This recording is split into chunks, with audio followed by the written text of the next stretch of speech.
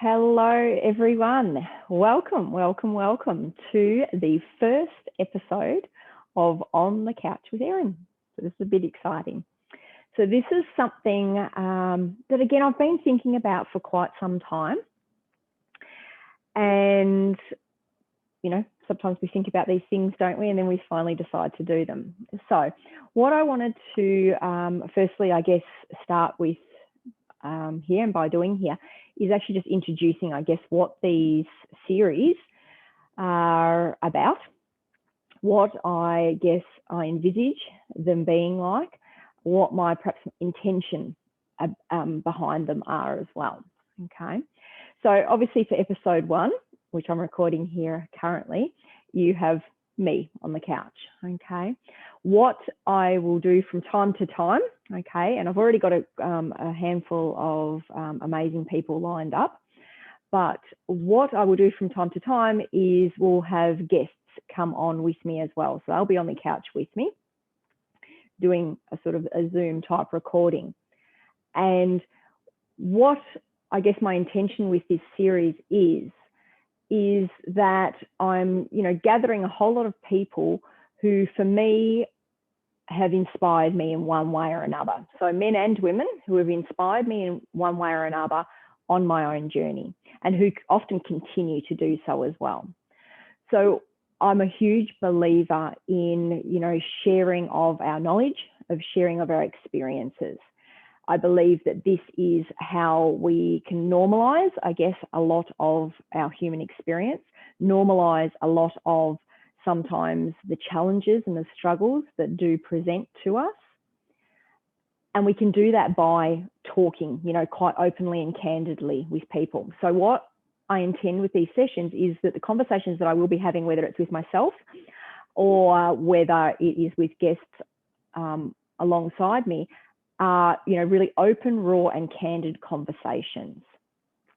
So as I said, I have got a few guests lined up in the next couple of weeks, so I will start to record them and we'll roll those out one by one. And as I said, all of these men and women are people who inspire me and continue to do so on a daily basis. What I would like to do, I guess, for today's particular session is, so the other thing too is, so if you are watching this and you think, oh, I'd like to be part of this, then by all means reach out. So you can either email me or private message me. I'm always looking, for new people to come on board. I do have quite an extensive list already of all the people that inspire me that I've placed down, but I'm always, absolutely willing and open to have, beautiful conversations with others around their work in their world, around what's going on in your life, around what you may have overcome and the challenges that you may have overcome as well. Okay. So what I also have, put out a call for is that if you have, any questions or queries or topics that you would like me to really talk specifically on, or to really hone in, or whether you have got a question, or something happening in your own life that you would like my perspective on, then I would, again, love to hear from you. So you can either send that again via email or private message. Of course, if you send questions, you will always remain anonymous, okay? Without a doubt. These things, I can easily talk about different things without identifying people, okay? So if you do have any questions or something that perhaps that you've all, something that you've just always had a bit of a like, oh, I wonder what would happen, or I wonder what words of advice or, advice or direction that Erin might be able to give me, then as I said, this is the opportunity for that. And this is what I want this space to be. So these conversations on the couch with me, I really want to be very open. I really want them to be very,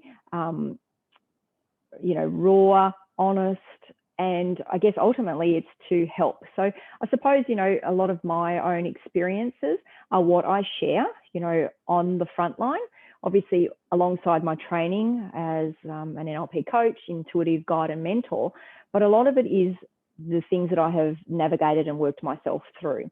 And therefore I, feel called to share a lot of that information. So again, some of these, conversations will be of interest to you.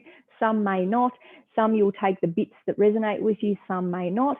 And I always encourage people to do that. So when, whether you're listening to any of my lives, whether you're reading any of my posts, whether you're working with me one-on-one, I always say to people is that, and I often use the analogy of a sieve, you let everything go through the sieve, you take out the bits and let them go through to the bottom, and you take them with you, the things that resonate with you, and the things that you want to respond to or that you would like to live your life by, and the rest you discard. Okay, so some of the stuff you are going to resonate with, some of it you're just not, and that's okay.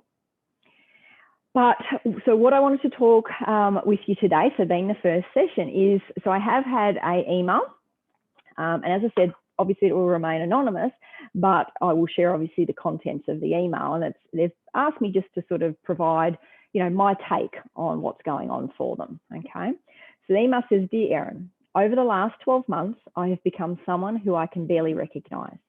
My behaviour in so many ways has been so out of character, and I feel like a terrible person because of this. I'm afraid I have hurt so many people around me, especially the ones I love dearly. I'm so ashamed and guilty by my behaviour. Can you offer me any words of wisdom or advice to get me through this? Thanks." Okay. So, initially when I read this, my heart breaks, because that's a really horrible situation to be in, isn't it?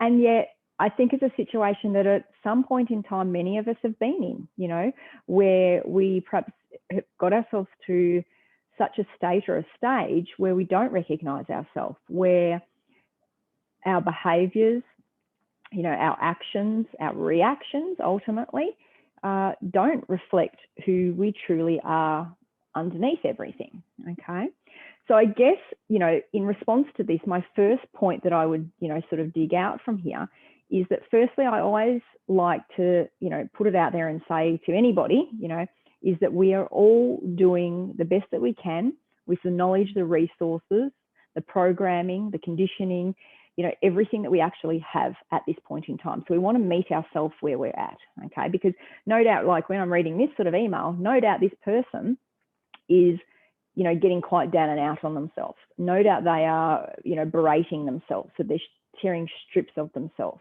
okay, in this current state, because, they've said there that they're guilty and they feel shame around, or ashamed around the behavior, and they don't recognize themselves. So there's going to be, a lot of negativity, I guess, that goes around that side of things. So for me, it's always, the first reminder would be, is that we all are doing the best we can with the knowledge, the resources that we have actually access to, and the programming that we have access to at that point in time. So we want to meet ourselves where we are, okay? I guess then the second part of this is, so it's really interesting because, it says in here that my behaviour in so many ways has been out of character. Okay, so it feels like, obviously in this instance that they're acting, in a way that they don't even recognise themselves, that they feel is really unnatural and unnormal to them. So what I would sort of suggest that perhaps why this would be happening is that, perhaps we've got ourselves into such a painful place. We're holding so much hurt, sadness, pain in our heart that our behaviour, okay, or our actions, the reactions that we have are like the byproduct, okay, of the pain that we actually feel internally. So this is the way I like to explain it, and the way that I would look at it is that our behaviour, our actions and our reactions are simply a byproduct. They're like, it's almost like the symptom of the emotional trauma or the emotional pain that is going on beneath, okay? So it's like the result, it's the outcome of the emotional, as I said, trauma, lack of emotional intelligence, in some instances, lack of emotional awareness, okay, which is ultimately what's going to come back to. And I say that with love, okay, lack of emotional intelligence and lack of emotional awareness. I say that with love because the thing is these are not things that we are taught, all right? They're not things that we are taught from a young age. Therefore, we do lack them because we're simply not shown them, we're not taught them. It's my desire and my passion in this world that one day we absolutely are, that we are emotionally intelligent people, that we can go forth and, that is the thing that actually drives us. So as I said, the behavior and action or a reaction. So when we're actually acting out of character, we kind of are in a lot of ways, okay, because each of our individual character beneath all pain, hurt, sadness, guilt, shame, all of that is actually of love. Okay. So what I look at here is this person is in, struggle town, really. This person has a lot of pain that they're carrying. And it comes down to, it's like the byproduct, it's a symptom, it's the result of ultimately a belief that they are carrying about themselves, okay, and about life. And that's a really sad reality, okay? And this is something that I see so often, okay? This is the stuff I work with. These are the people that I work with. I help people navigate and, guide them through this process so they can actually feel better about themselves, so they don't have to carry all this shame, guilt, sadness, anger, hurt around with them. So as I said, first, point that I've made out is that, meet yourself where you're at, okay? Second point is to have awareness around that the behavior, the action or the reaction that we're actually having is like the symptom or the byproduct of a belief that you're carrying about yourself ultimately, okay? Now, when we talk, beliefs, they're a really funny thing, right? Because, most of it, I'd almost say, sort of 99%, 98% of our beliefs that we have about ourselves and about the world are actually not ours. And again, I like to use another beautiful analogy, is it's a little like dressing yourself in layers and layers of clothing, okay, that are just not yours. And so the process that I would guide somebody through is the stripping off, the unlayering of these coats, of these jackets, of this clothing that is simply not theirs, okay? And as we do that, then we get to feel lighter. We get to have the release. We get to move forward with more clarity. We get to actually choose what we want to believe about life, about ourselves. We get to choose the stories that we actually take forward with us. So as I said, the second point there for me, so first point, meet yourself where you're at. Second point is to understand that the behavior is the byproduct, okay, of the belief. And so what happens is obviously then, because I've looked, just down to that next one, I'm so ashamed and guilty by my behavior, okay? So again, we can often look at like the negative emotion that kind of comes with that as being a really terrible thing, okay? And this is obviously what we're making it mean in this instance, is whoever this person is here, I know who it is, but whoever this person is here is making it mean something terrible about themselves. They're making it mean that they are actually a really terrible person, whereas it might have been that they've had just some really terrible experiences, that then they've believed that that means something about themselves, okay? So again, what this sort of process when we would work one-on-one would do is it actually disconnects the emotion, from an experience and also from our identity, okay? Because what can happen in here, and when I'm reading through this email, is what's been rolled up in here is this whole person's identity has been rolled up in, awful experiences. And often when you experience awful experiences, then, no other way. So that then ends up being what you actually do as well. So you perpetuate that cycle, that pattern, okay? And we are creatures of habit. So as humans, we're actually, very habitual in terms of our cycles and our patterns. Some of that's a good thing. Some of it, it can get to a point where it can cause us problems. It can limit us. It can keep us stuck and stagnant feeling. So when I would look at this, is that I feel so ashamed and guilty by my behaviour. Can you offer me any words of wisdom or advice to get through this? So the guilt and the shame, then what we often carry, again, is just like another level and layer of it. The fact that you actually can have awareness around that you have particular feelings and emotions attached to the actions, I actually want to reframe that and say that that's actually a really great thing, okay? Because that's awareness. And then what we do is we do something with that awareness, all right? Now, again, a lot of people will never get to that point of awareness. They'll feel terrible, but they'll carry on through life just thinking that that's the normal and that they have to feel terrible. So, whilst it might not feel great to feel ashamed and guilty, I'd like to reframe that and say, well, that's actually a really great thing, because that's the thing, that's your soul actually coming forward and saying, this is not in congruence with who I am. This is not my normal natural nature of love. Your behaviors are not who you are, but they're the symptom of. And so the shame and the guilt that we're actually experiencing then is like our signpost. It's like the thing that then allows us to adjust ourselves and adjust our course and trajectory of life. So it's great to have the awareness around that, okay? So what I feel in any of these sort of instances is when we are facing challenges and, you know, struggles that we have, then one of the best ways, I guess, is initially to have awareness, because remembering that we can't, you know, you often hear me say we can't change something that we're not aware of, okay?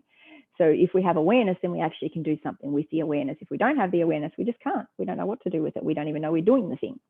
So the fact that you've actually got this beautiful awareness here, as I said, you know, granted that it's not feeling great for you, but the thing is the awareness is there, okay? So it's the telltale signs that you've kind of stepped outside of alignment, off your path, so to speak, off soul's path, so to speak, okay?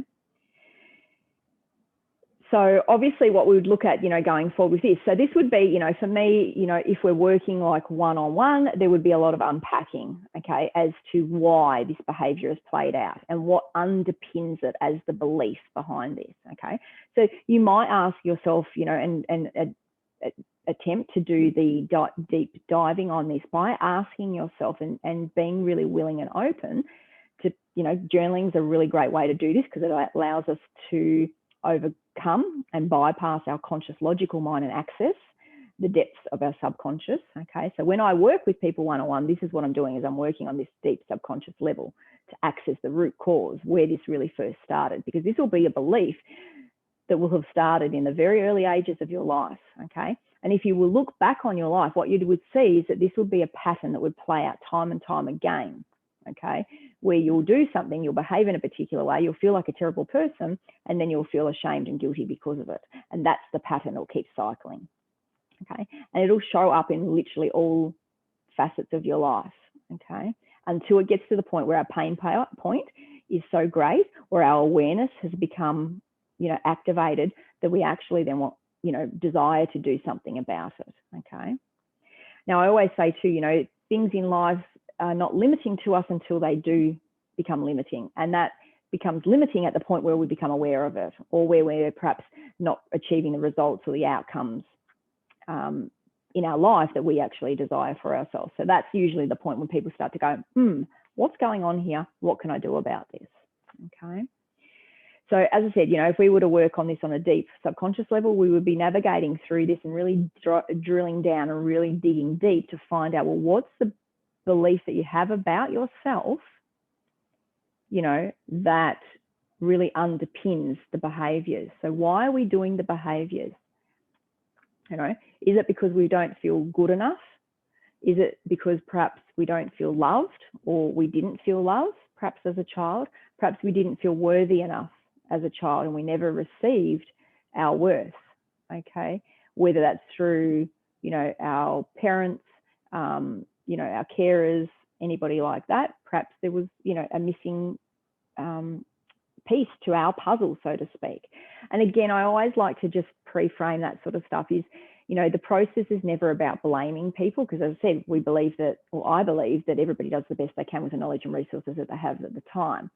But what happens is we have free choice and free will. So we will always make it mean something, okay? And, you know, I often, even in a session, would give the example of, I've got, you know, 3 beautiful boys. And even with my own programming and deprogramming and, you know, awareness that I bring to the table, each of them will still at some point have challenges and limitations that will, you know, have them hitting a wall. And they all need to go through this process. And each of them will have different challenges and different struggles and different limits that will, you know, come up at some point in time. And that is part of the human experience. I don't believe we're ever going to get to the point where we can stop that happening, because, you know, the trials and tribulations are the things that we actually learn from. So for me, it's never anything about right or wrong, good or bad or failures. It's all an experience, and life is exactly that. So I hope that this has kind of given you a little bit of a snapshot. I hope for anybody else that perhaps resonates with this, this has also given you a little bit of an idea of how to navigate. So what, as I said, I would do at this point in time is, you know, it would be requiring you to dig deep. So get into that journal and to go and ask the questions. What is the belief that I hold about myself that makes me feel like I'm such a terrible person? Why did I do these behaviors? You know, what's the purpose, the value, or the benefit in me having, you know, behaved, or ultimately we've reacted in a particular situation? How could I respond differently next time? I guess the other part of this too is, you know, in order for us to actually move through this, we need to give ourselves some form of forgiveness as well. Okay, so we need to give ourselves permission to forgive ourselves. All right. Now, forgiveness for me is a really, again, it's one of those ones where, you know, a lot of people find difficult to navigate as well. Now, for me, forgiveness is not necessarily forgiving a behavior or an action. Okay, but what we're actually doing is we're, again, meeting ourselves where we're at, and we're forgiving the part that we played in that. Okay, and understanding, so we're not using excuses, but we're just understanding and having awareness around why we did it in the first place. Okay, and so that's part of the process when we do this deep diving and this digging deep. Okay, so as I said, you know, first things first would be, you know, acknowledging that everybody does the best with the knowledge and resources and programs that they have at the time, that a particular behavior, action or a reaction is simply a byproduct or a symptom, a result of a belief that we actually hold about ourselves. That we then want to dig deep and go, well, what is that belief? Why am I holding on to that? And what is it? What's the purpose, the value, or the benefit of me holding on to that belief that I actually have about myself? Why do I actually believe that I'm such a terrible person, that I've had to go out and do these things? What's the hurt, the guilt, the shame that I'm holding on to around? Okay, they're questions, journal prompts that you can even use, perhaps. And then the next part of that would be, well, how can I navigate and move myself forward from where I'm at? So how can I do this?